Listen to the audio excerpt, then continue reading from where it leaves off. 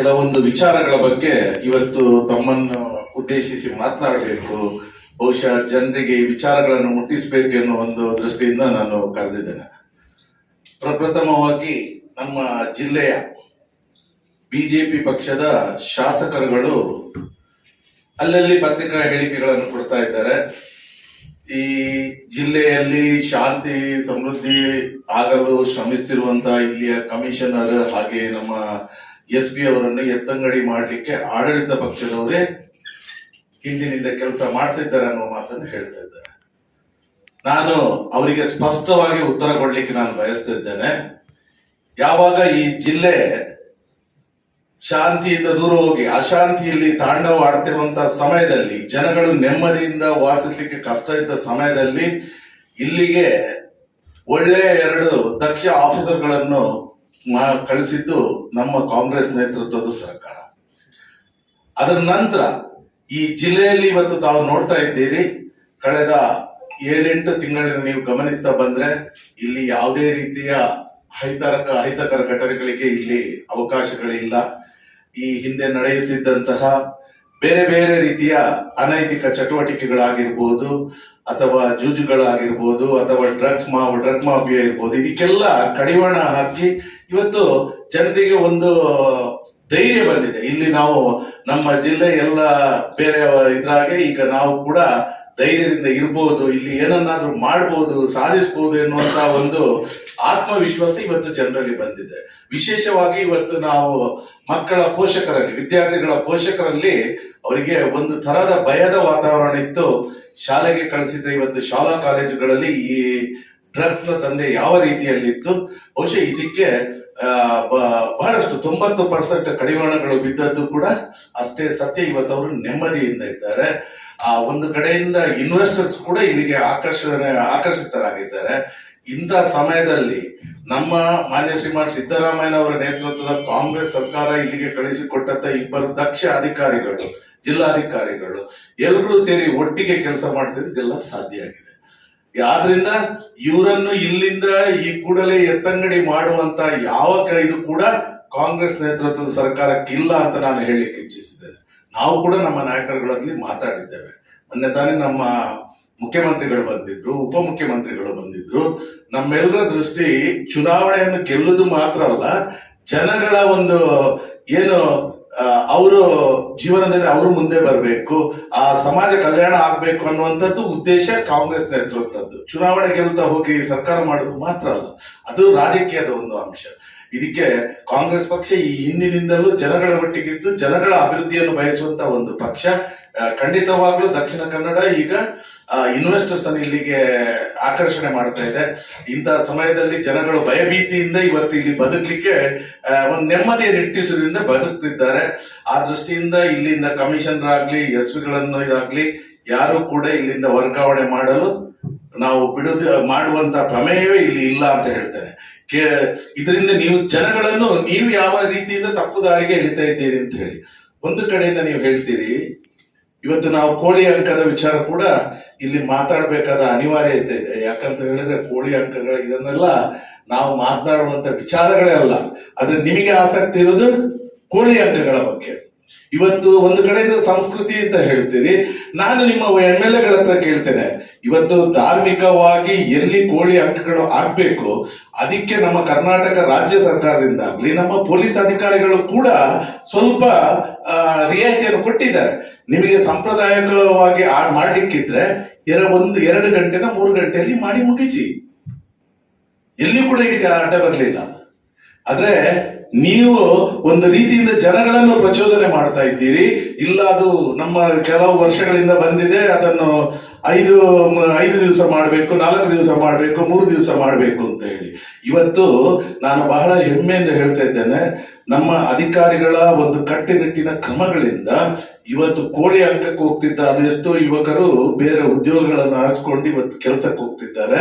ಆ ಮನೆಯಲ್ಲಿ ನೆಮ್ಮದಿಯ ನಿಟ್ಟುಸಿರು ಬಿಡುವಂಥದ್ದು. ಇದನ್ನು ಜೂಜಾಟಗಳು ಯಾವ ರೀತಿ ನಡೀತಾ ಇತ್ತು ಅಂತ ನಿಮಗೆ ಗೊತ್ತಿದೆ. ನೀವು ಈಗ ಒಂದ್ ರೀತಿಯಲ್ಲಿ ಹೇಳ್ತೀರಿ, ನಮ್ಮ ಮೇಲೆ ನೀವು ದೋಷಾರೋಪಣೆ ಮಾಡ್ತೀರಿ, ನಾವು ಅವರನ್ನು ಕಳಿಸ್ಲಿಕ್ಕೆ ಟ್ರೈ ಮಾಡ್ತಿದ್ದೇವೆ ಅಂತ ಹೇಳಿ. ನಿಜವಾಗಿ ತಿಳಿದ್ರೆ ನೀವು ಈ ತರದ ಗೊಂದಲದ ಮಾತುಗಳಿಂದ ಅವರನ್ನು ವರ್ಗಾವಣೆ ಮಾಡಲು ನೀವು ಕುತಂತ್ರ ಮಾಡ್ತಾ ಇದ್ದೀರಿ ಅಂತ ನಾನು ಸ್ಪಷ್ಟವಾಗಿ ಹೇಳಲಿಕ್ಕೆ ಬಯಸ್ತಾ ಇದ್ದೆ. ಆ ಕಮಿಟಿಯಲ್ಲಿ ಆದ ನಂತರ ಇಲ್ಲಿ ಪತ್ರಿಕಾಗೋಷ್ಠಿ ಮಾಡುವಾಗ ನಿಮ್ಮಿಂದಲೇ ಕ್ವಶನ್ ಬಂದಿತ್ತು. ನಾವು ಮತ್ತೆ ಹೇಳಿದ್ದು, ಬಹುಶಃ ಈಗಿರುವಂತಹ ಕಾನೂನುಗಳು ಕೆಲವೊಂದು ಕಠಿಣ ಕ್ರಮಗಳನ್ನು ತೆಗೆದುಕೊಳ್ಬೇಕು ಅಂತ ಇದ್ರು ಕೂಡ ಇದರಿಂದ ಅಡಚಣೆ ಆಗ್ತಾ ಇದೆ. ಬಹುಶಃ ನಾನ್ ಮಾತನಾಡಿದ್ರೆ ದ್ವೇಷ ಭಾಷಣ ವಿರುದ್ಧ, ಕಾನೂನಿನ ವಿರುದ್ಧ. ಇವತ್ತು ಆ ಬಿಲ್ ಅನ್ನು ನಾವು ಹೇಳಿದ್ದು ಅದು ಮಾಡಿಯೇ ಮಾಡ್ತಾರೆ, ನೆಕ್ಸ್ಟ್ ಸೆಷನ್ ಅಲ್ಲಿ ಇದು ಆಗುತ್ತೆ ಅನ್ನೋದು. ಅದು ಈಗ ಜಾರಿಗೆ ಬಿಲ್ ಅನ್ನು ಪಾಸ್ ಮಾಡಿದ್ರು. ಬಿಲ್ ಅನ್ನು ಪಾಸ್ ಮಾಡಿದ ನಂತರ ನೀವು ಇದಕ್ಕೆ ವಿರೋಧ ವ್ಯಕ್ತಪಡಿಸಿದ್ರಿ. ಯಾಕಪ್ಪ ನಿಮಗೆ ಭಯ? ನೀವಾಗಾದ್ರೆ ನೀವು ದ್ವೇಷ ಭಾಷಣೆ ಮಾಡೋದಂತ ನೀವು ಒಪ್ಕೊಳ್ತಾ ಇದ್ದೀರಾ? ನಿಮಗೆ ವಿರೋಧ ಪಕ್ಷದವರಿಗೆ ಮಾತ್ರನಾ ಇದು ಅನ್ವಯಿಸುದು? ಒಂದು ಬಿಲ್ ಪಾಸ್ ಆದಾಗ ಅದು ಎಲ್ರಿಗೂ ಅನ್ವಯಿಸುತ್ತೆ. ನೀವು ದ್ವೇಷ ಭಾಷಣ ನೀವು ಯಾಕೆ ಮಾಡ್ಲಿಕ್ಕೆ ಹೋಗ್ಬೇಕು? ನಿಮ್ಗೆ ಯಾಕೆ ಇದ್ರ ಭಯ? ಅಲ್ಲಿ ನಾಳೆ ಏನಾದ್ರು ಕೇಸ್ ಬಿದ್ರೆ ನಿಮ್ಮ ಮೇಲೆ ಬೀಳುದಿಲ್ಲ. ದ್ವೇಷ ಭಾಷಣ ಯಾರು ಮಾಡ್ತಾರೆ, ಪ್ರಚೋದನಕಾರಿ ಭಾಷಣಗಳು ಯಾರು ಮಾಡ್ತಾರೆ, ಅವ್ರ ಮೇಲೆ ಬೀಳುವಂತದ್ದು. ಹಾಗಂತ ಹೇಳಿದ್ರೆ ನೀವೀಗ ಇದಕ್ಕೆ ವಿರೋಧ ವ್ಯಕ್ತಪಡಿಸುವುದರಿಂದ ನೀವು ಇದನ್ನು ಮಾಡ್ತಾ ಇದ್ದೀರಿ ಅಂತ ಹೇಳಿ ನೀವು ಒಪ್ಕೊಳ್ತಾ ಇದ್ದೀರಾ?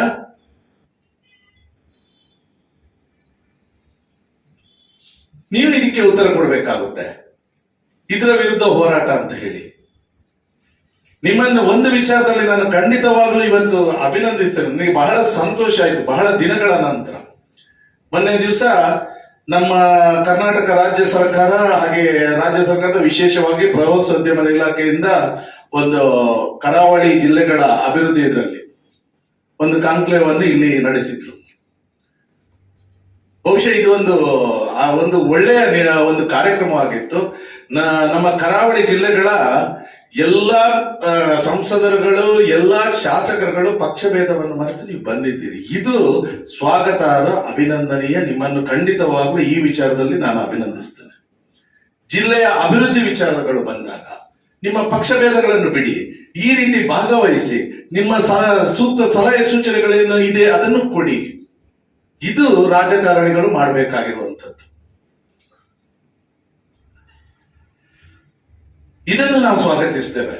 ಅದು ಬಿಟ್ಟು ನೀವು ಸುಮ್ಮನೆ ಜನಗಳ ನಡುವೆ ಇಲ್ಲ ಸಲ್ಲದ ವಿಚಾರಗಳನ್ನು ಇಟ್ಕೊಂಡು ಚಿಲ್ಲರೆ ರಾಜಕೀಯ ಮಾಡ್ತಿರುವಂತದ್ದು, ಕೇವಲ ಅಧಿಕಾರಕ್ಕೆ ಬರ್ಲಿಕ್ಕೆ ಮಾತ್ರ.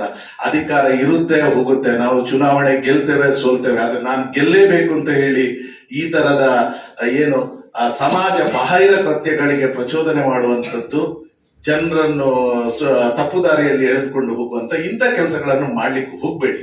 ಇವತ್ತು ಎಲ್ರು ಬಂದವರು ಹೇಳಿದ್ರು, ಮೊನ್ನೆ ನಾವು ಕಾರ್ಯಕ್ರಮದಲ್ಲಿ ನೋಡಿದ್ದು, ದಕ್ಷಿಣ ಕನ್ನಡ ಜಿಲ್ಲೆ ಅಂತ ಬುದ್ಧಿವಂತರ ಜಿಲ್ಲೆ, ಅದೆಷ್ಟೋ ಬ್ಯಾಂಕ್ಗಳು ಇಲ್ಲಿ ಸ್ಥಾಪನೆ ಆಗಿರುವಂತದ್ದು, ಆರಂಭ ಮಾಡಿರುವಂತದ್ದು ಜಿಲ್ಲೆ, ಎಲ್ಲಾ ರೀತಿಯ ಸಂಪನ್ಮೂಲಗಳು ನಮ್ಮ ಹತ್ರ ಇದೆ. ಆದ್ರೆ ಅದರ ಪ್ರಯೋಜನ ಪಡಲಿಕ್ಕೆ ನಿಮ್ಮಿಂದ ಆಗ್ತಾ ಇಲ್ಲ ಅಂತ ಬೇರೆ ಬಂದ ನಮ್ಮ ಮಂತ್ರಿಗಳೆಲ್ಲ ಹೇಳ್ತಾರೆ. ಇದಕ್ಕೆ ಯಾರು ಕಾರಣ?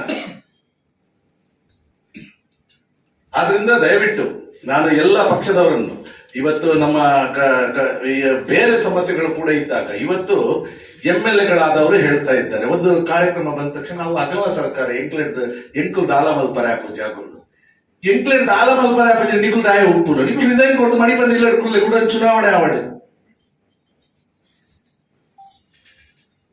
ಯಾವ ಮೇಲೆ ಗುಬ್ಬೆ ಕೊಡಿಸಿ ಬಿಡುವಂಥದ್ದು.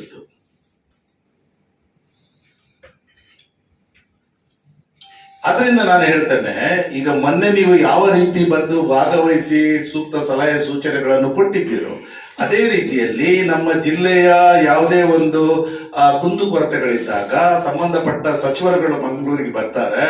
ಅವರು ಬಂದಾಗ ಅವ್ರು ಬರುವಂತ ಲಿಸ್ಟ್ ಪ್ರತಿಯೊಂದನ್ನು ಕೂಡ ನಿಮಗೆ ಕಳಿಸಿಕೊಟ್ಟಿರ್ತಾರೆ.